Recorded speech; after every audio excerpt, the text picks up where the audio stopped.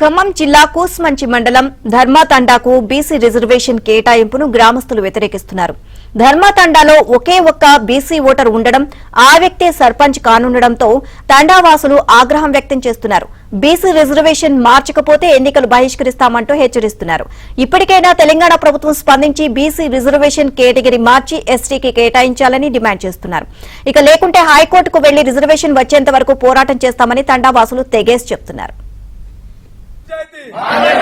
మా పంచాయతీ మా రిజర్వేషన్ చలో చలో చలో తండాలో పుట్టిన వాడే తండా